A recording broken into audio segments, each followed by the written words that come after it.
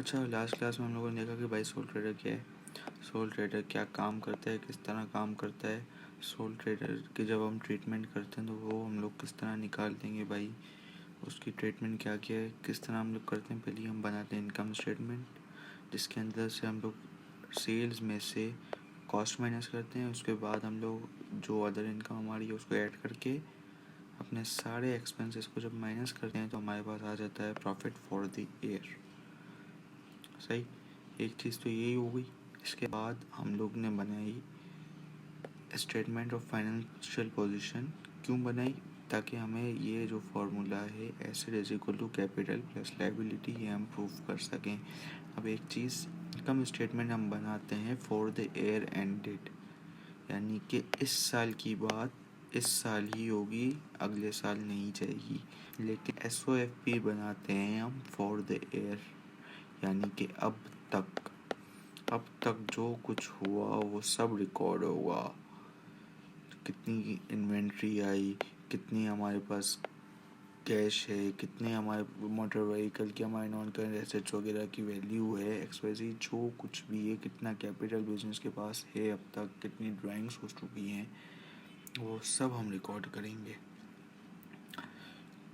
ये है हमारा। इसके अंदर हम लोग करते क्या हैं, हम सिर्फ इस फॉर्मूले को asset is equal to capital plus liability को प्रूव करते हैं, जिसके अंदर हम नॉन करंट एसेट्स में करंट एसेट्स ऐड करते हैं, जिससे हमारे पास टोटल एसेट्स आ जाता है। टोटल एसेट्स में से हम कैपिटल, करंट लायबिलिटी और नॉन करंट लायबिलिटी, इन तीन को ऐड करके हम ये प्रूव करते हैं कि भाई क्या वाकई ही total assets is equal to capital plus liability है या नहीं है। हमारा सिर्फ ये काम होता है SOFP के अंदर। अब आज हम देखेंगे भाई डेप्रिसिएशन क्या है। डेप्रिसिएशन हम लोगों ने सवालों में भी देखा, ये रही SOFP में हम लोगों ने कर तो ली डेप्रिसिएशन। अब डेप्रिसिएशन है क्या भाई, ये भी तो देखना है। डेप्रिसिएशन, अच्छा भाई, तो डेप्रिसिएशन हमारे पास कुछ ये कह सकते हैं कि भाई एक अमाउंट जिसकी वजह से हमारे नॉन करंट एसेट्स की वैल्यू डीवैल्यू हो रही है। अब रीजंस कुछ भी हो सकते हैं, वेयर एंड टेयर हो सकता है,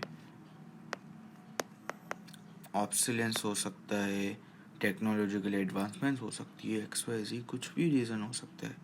लेकिन इसकी हम डेफिनेशन क्या लिखेंगे? इसकी डेफिनेशन हम कुछ यूँ लिख सकते हैं कि भाई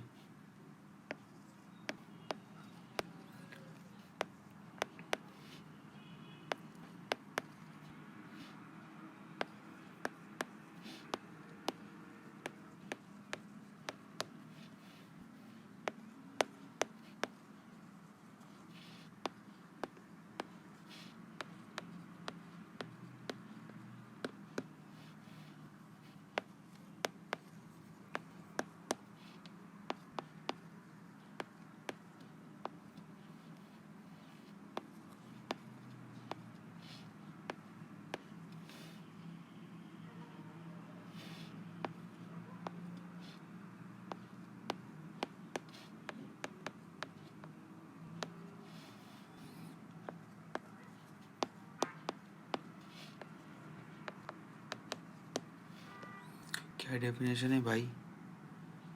अ डेप्रिसिएबल अमाउंट, यानी कि एक अमाउंट से कोई चीज़, कोई भी non current asset D value हो रहा है, कब तक? Through out it's useful life, यानी कि पूरी इसकी, जैसे एक एसेट है जिसकी पूरी ज़िंदगी है 5 साल, ठीक है। अब वो 5 साल में जिस भी अमाउंट से डी वैल्यू हो रहा है, जिस भी अमाउंट से उसकी वैल्यू कम हो रही है, उसको हम डेप्रिसिएशन बोलेंगे। क्यों होती है?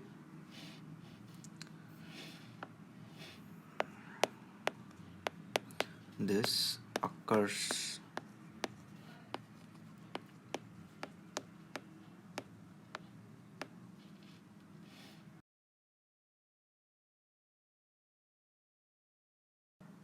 अच्छा, तो हम लोगों ने क्या लिखा कि भाई डेप्रिसिएशन क्या है? एक डेप्रिसिएबल अमाउंट है जो कि नॉन करंट एसेट की होती है through out the useful life. अब 5 साल हो, 1 साल हो, 2 साल हो, XYZ कुछ भी हो, उसकी जितनी लाइफ है उसके बाद जो उसकी वैल्यू हमारे पास बचेगी वो हमारी डेप्रिसिएशन के बाद की जो वैल्यू होगी वो हमारी NBV होगी, यानी नेट बुक वैल्यू। अब वजह क्या क्यों होते हैं भाई? This occurs due to wear and tear, obsolescence, technological advancement, और एक्सेट्रा। इसके अंदर इकोनॉमिकल इश्यूज भी आ सकते हैं कि आपकी इकोनॉमी राइज कर रही है, आपके इकोनॉमी के अंदर क्राइसिस तो नहीं है, आपकी कोई इशू तो नहीं है जिसकी वजह से आपकी करेंसी की वैल्यू डिवैल्यू हो रही है। XYZ कुछ भी हो सकता है। अब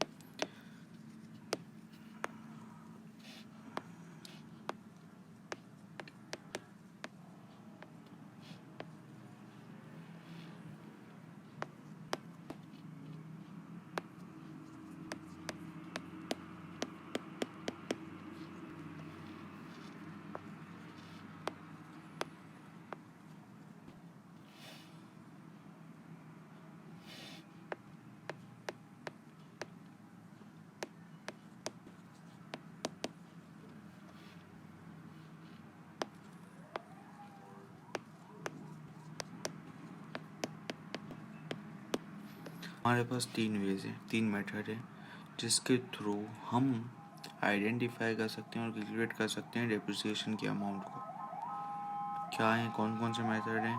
पहला,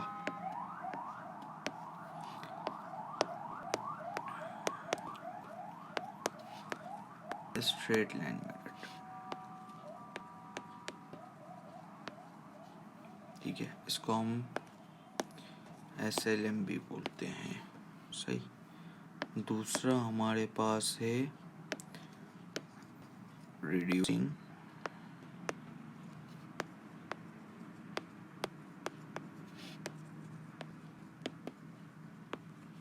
मेथड। रिड्यूसिंग बैलेंस मेथड को हम बोलते हैं RBM। सही। तीसरा हमारे पास है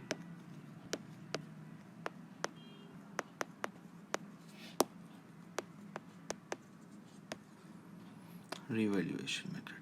3 मेथड, जल्दी से हम इसको कवर करते हैं। कौन कौन से मेथड हैं? स्ट्रेट लाइन, RBM और रिवैल्यूएशन मेथड। क्या होता है, किस तरह होता है, हम पहले इसको देखते हैं। सही है, पहले हम लेके चलते हैं स्ट्रेट लाइन को।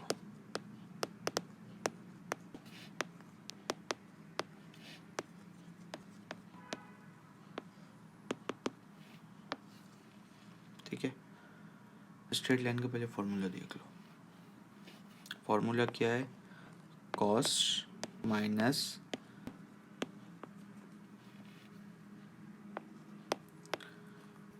Scrap value. स्क्रैप वैल्यू का क्या मतलब है कि भाई जो उसकी एट टाइम आप जो देख रहे हो उसको क्या वैल्यू है, मतलब आपने एक प्रोडक्ट खरीदा। अब जैसे फॉर एग्जांपल एक मोटर व्हीकल आपने खरीदी और दुकान वाले से आपने पूछा कि भाई मैं इसकी लाइफ कितनी है, उसने बोला 5 साल। फिर आपने पूछा 5 साल लाइफ है तो 5 साल के बाद ये कितने की बिकेगी? उसने बोला फॉर एग्जांपल 3,000 रुपये की। आपने 20,000 रुपये की खरीदी, उसने बोला आप 3,000 रुपये की बिकेगी, यानी कि उसकी कॉस्ट थी 20,000 रुपये, बिक कितने की रही है? 3,000 रुपये की, यानी कि 20,000 माइनस 3,000। अब डिवाइड होगी इसकी यूजफुल लाइफ से।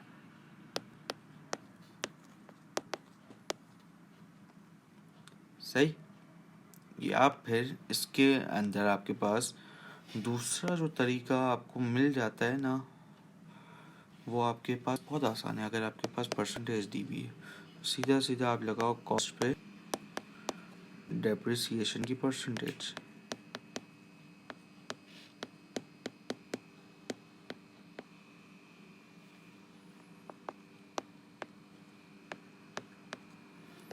सबसे आसान तरीका और सबसे इजी मेथड जिसके थ्रू आप डेप्रिसिएशन निकाल सकते हो। इससे आसान कोई मेथड नहीं है भाई। अब ये वाला फॉर्मूला जो है हम लोग ने लगाया, ये कब यूज़ करेंगे इसका भी बताता हूँ मैं।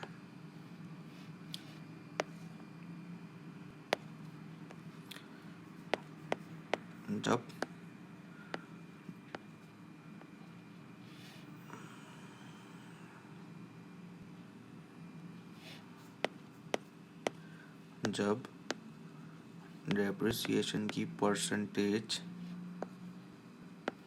नहीं दी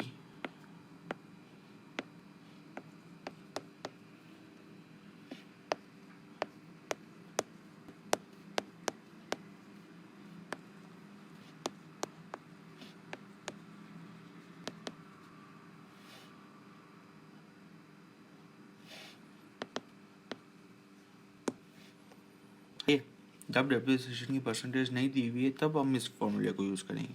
जब दी हुई है तो भाई ज़्यादा ना बनने की कोशिश करना और सीधा सीधा इसको इस्तेमाल कर लो, तो डायरेक्ट आपके कॉस्ट पे परसेंटेज लगा के आ जाएगी। स्क्रैप वैल्यू क्या होती है ये हम यहाँ पे लिख देते हैं, ठीक है।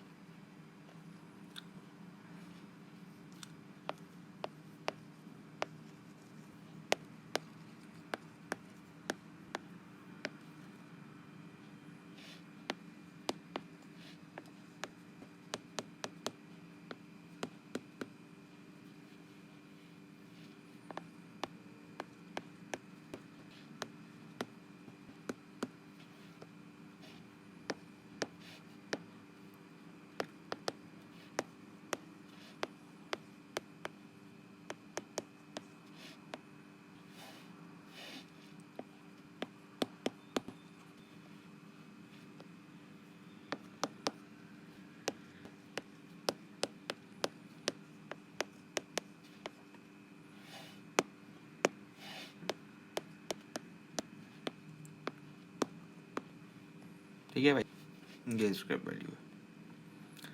अब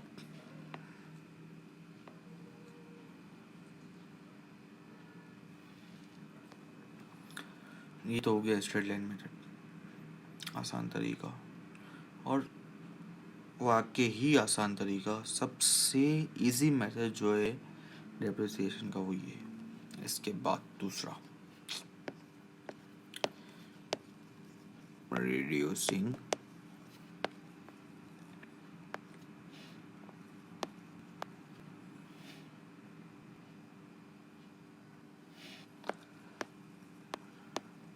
बैलेंस मेथड।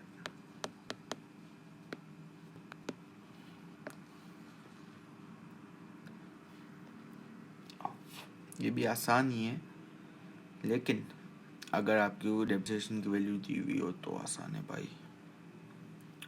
कैसे आसान है? करना आपको कुछ यूं है कि सीधा नेट बुक वैल्यू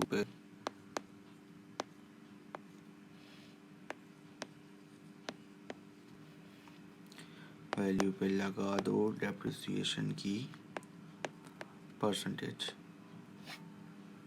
सही, नेट बुक वैल्यू पे सीधा डेप्रिसिएशन की परसेंटेज लगा दो। अब सवाल आया कि भाई नेट बुक वैल्यू कैसे निकलेगी?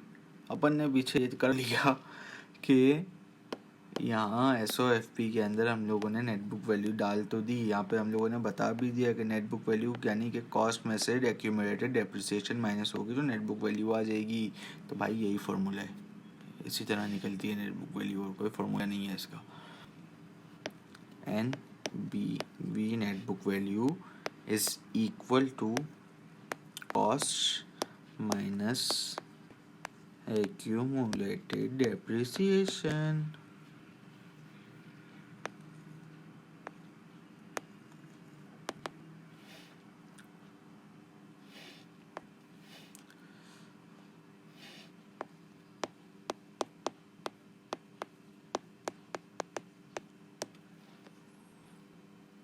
खत्म, ये फॉर्मूला है इसका।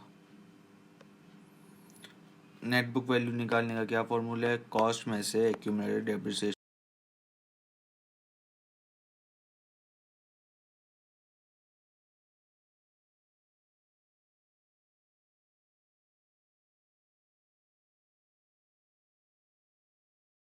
नेट बुक वैल्यू निकालने का क्या फॉर्मूला है? कॉस्ट में से एक्यूमुलेटेड डेप्रिसिएशन को माइनस करो, आपकी नेट बुक वैल्यू आ जाएगी।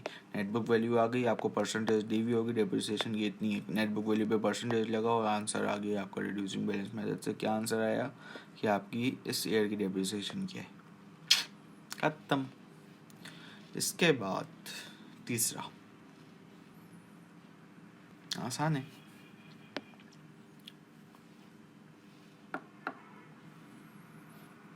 क्या है? तीसरा है रिवैल्यूएशन।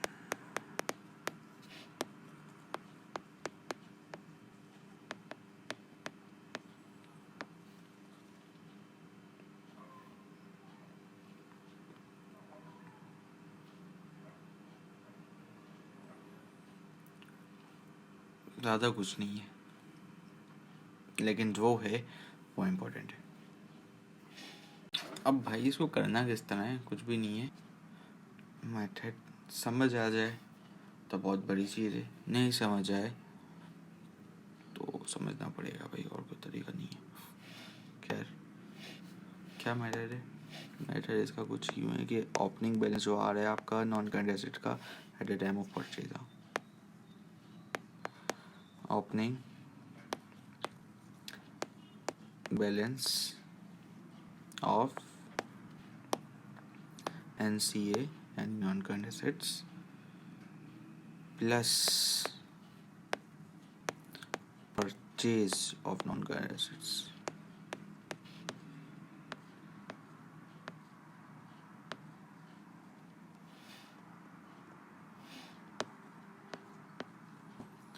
ठीक है, ये तो हो गया। अब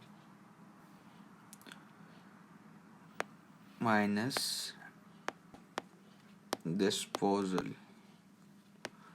ऑफ NCA। डिस्पोजल तो हुआ, लेकिन किस पे हुआ?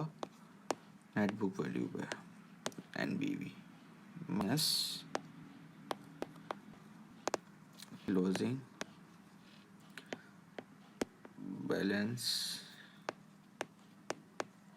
Of NCA। खत्म करते हैं एक्सपेंस को। देखो, ओपनिंग बैलेंस आ गया आपके पास, ठीक है। ओपनिंग बैलेंस क्या हुआ कि आपके पास एयर स्टार्ट पे कितनी नॉन करंट एसेट्स थी, सही। उसके बाद आपने क्या परचेज ऑफ NCA, यानी कि आपने कोई नॉन करंट एसेट परचेज की होगी, ठीक है। उसमें से आपने थ्रू आउट द ईयर अगर कोई नॉन करंट एसेट बेची है तो उसकी नेट बुक वैल्यू, जिस वैल्यू पे आपने बेची, वो आप यहाँ से माइनस कर दोगे, ठीक है। यहाँ तक तो हो गया। इसके बाद आप माइनस करोगे closing value of non current assets, जो आपके पास आई होगी एयर एंड पे, जो आपके पास क्लोजिंग वैल्यू आई होगी नेट नॉन करंट एसेट्स की, वो आप यहाँ से माइनस करोगे तो आपके पास रिवैल्यूएशन आ जाएगा कि भाई अब जो आपके पास इन्वेंट्री है, यानी कि आपके पास नॉन करंट एसेट्स अब जो हैं उसकी एक्चुअल वैल्यू क्या है भाई। खत्म। ये 3 मेथड है, इसके ही थ्रू डेप्रिसिएशन की जाती है। अब करते कैसे? एक अकाउंट हम बनाते हैं, लेट्स से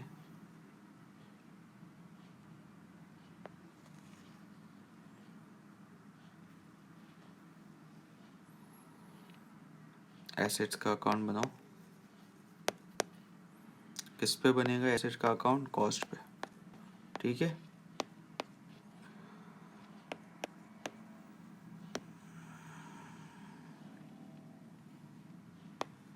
खरीदा, ठीक है, इतने हमने खरीदे, ठीक है। 3 अकाउंट बनाते हैं। इसके बाद हम बनाएंगे इसके,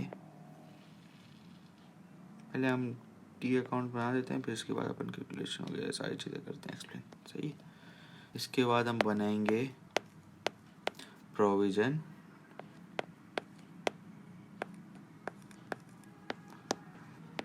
फॉर डेप्रिसिएशन।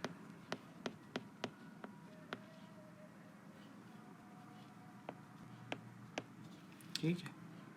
इसके बाद हमारा तीसरा अकाउंट बनेगा जब हम कोई एसेट बेच दें, तब कौन सा अकाउंट बनता है हमारे पास? डिस्पोजल।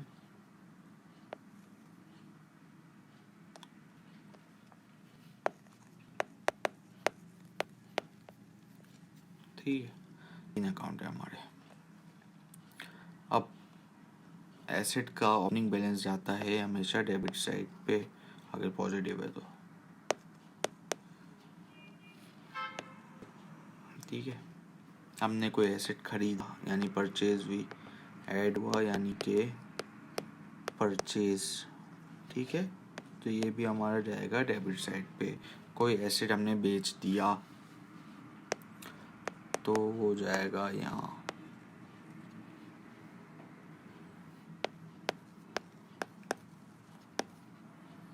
सही है, बेचा, यहाँ आ गया। ठीक है, अब डेबिट साइड में से क्रेडिट साइड जब माइनस होगी तो इसका आएगा बैलेंस सीडी, यानी कि बैलेंस क्रेडिट डाउन, वो हम यहाँ लिख देंगे। ठीक है, यहाँ हमारे दोनों साइड के बैलेंस लिए हुए और हम लोग यहाँ नीचे लिख देंगे अगले मंथ एयर का बैलेंस पीडी। हमेशा याद रखो कि यहाँ अगर सीडी है तो बीडी इधर आएगा, यहाँ सीडी हुआ तो बीडी इधर आएगा। यानी कि यहाँ सीडी आया हमारा क्रेडिट साइड पे तो बीडी हमेशा डेबिट पे जाएगा, और अगर डेबिट साइड पे हमारा सीडी आ रहा है तो हमारा बीडी अगले मंथ का या अगले ईयर का हमारा बीडी जाएगा क्रेडिट साइड पे। ठीक है, अब आगे अगला अकाउंट हमारा कौन सा है? प्रोविजन का। प्रोविजन का अकाउंट हमारा एस्टिमेशन अकाउंट होता है भाई। इसकी वैल्यू हमेशा जाती कहाँ है? इसके अंदर बैलेंस बीडी सीडी होता है, लेकिन इसकी जो वैल्यू हमारी जाती है वो सीधा सीधा जाती है इन स्टेटमेंट में। आपने पीछे फॉर्मूले में देखा है, ये रहा इंक्रीज इन प्रोविजन, फिर डिक्रीज इन प्रोविजन, ये रहा, इसकी वैल्यू यहाँ जाती है। अब पता कैसे चलेगा? पता ऐसे चलेगा भाई, अब देखो यहाँ पे पहले बैलेंस पीडी हमेशा इसका क्रेडिट साइड पे आएगा। ठीक है, बैलेंस बीडी तो आ गया, फिर आपने कोई एसेट बेचा तो यहाँ पे आपका आया क्रेडिट पे, तो यहाँ आपका आ जाएगा डिस्पोजल। ठीक है, अब यहाँ पे जो डिस्पोजल आएगा उसकी डेप्रिसिएशन आएगी। मैं लिख भी देता हूँ आपको।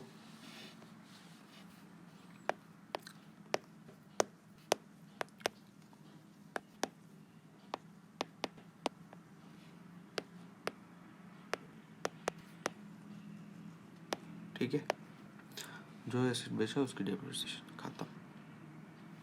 इसके बाद यहाँ पे भी तो कुछ आएगा ना, ये रिकॉर्ड कहाँ हो रही है? ये रिकॉर्ड हम करते हैं इनकम स्टेटमेंट में। इनकम स्टेटमेंट में जब रिकॉर्ड होती है तो यहाँ पे इसकी ये आ गई इनकम स्टेटमेंट की वैल्यू, और यहाँ पे आ गया हमारा बैलेंस सीडी। बैलेंस सीडी हमने रिकॉर्ड किया, अब दोनों साइड अपन ने टैली कर ली, बैलेंस सीडी आ गया, खत्म हो गया अकाउंट प्रोविजन डेप्रिसिएशन का। आखिरी अकाउंट कुछ भी नहीं है, इसका कोई ताल्लुक नहीं है भाई किसी चीज़ से। लॉस हुआ तो इनकम स्टेटमेंट में एक्सपेंस पे जाएगा, गेन हुआ तो अदर इनकम में जाएगा, ख़त्म, जो हम लोगों ने किया था ये। यहाँ पे देखो लॉस ऑन डिस्पोजल एक्सपेंस में जा रहा था हमारे पास, जबकि हमारे तो हम लोगों ने अदर इनकम में डाला था। ठीक है, अब इसको हम करते से ये देखो, यहाँ पे NCA की कॉस्ट, ठीक है, इसकी थ्रू आउट डेप्रिसिएशन, ठीक है। जब आपने उसको बेचा तो आपको पैसे मिले, कुछ पैसे आप बैंक में मिले स्लैश कैश, ठीक है, जो भी मिला वो यहाँ आपने क्रेडिट साइड पे रिकॉर्ड कर दिया। अब टाइम आता है गेन या लॉस का। लॉस होगा तो क्रेडिट साइड पे, गेन होगा तो डेबिट साइड पे। यहाँ आपका कोई सीन नहीं है कि भाई आपने वो करना हो BDCT, सीधा सीधा आपको यहाँ से इस साइड को ऐड करना है, इससे माइनस करना है, या अगर हेवियर साइड ये है तो इससे इसको माइनस करना है तो लॉस आ गया। अगर हेवियर साइड ये है तो इसमें से इसकी कॉस्ट को माइनस करो तो आपके पास गेन आ जाएगा। सिंपल, और कुछ भी नहीं है इसके अंदर, खत्म, कुछ भी नहीं है। सिंपल क्या बात है, लॉस है तो रिकॉर्ड करेंगे